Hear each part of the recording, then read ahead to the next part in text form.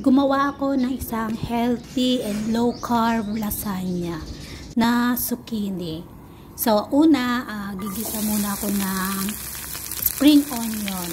Yun ay nalagyan ko ng olive oil, spring onion, tsaka mushroom in can.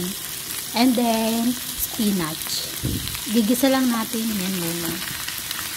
Yan. Then naglagay ako ng salt, pepper, panimpla. Then after nyan, breadcrumbs. Hiniwa ko yung zucchini ng manipis. Then i-coat lang natin siya ng breadcrumbs. After natin i-coat, ilagay natin siya sa loaf pan. Yan, i-layer lang natin siya. Then after natin i-layer yung ating zucchini, lagay na natin yung ating ginisa na mushroom na may spinach.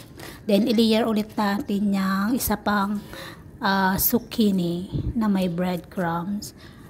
Lagyan natin siya ng mozzarella cheese. Para din lang siyang lasagna, di ba? So layer by layer lang ang paglagay.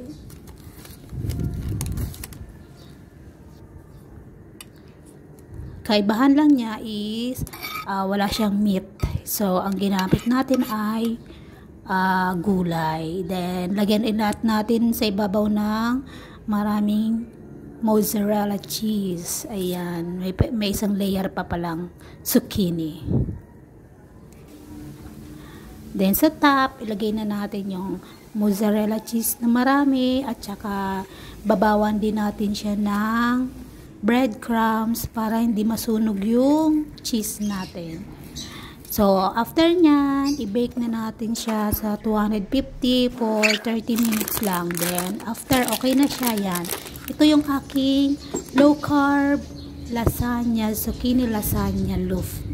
Thank you for watching. Don't skip my ads.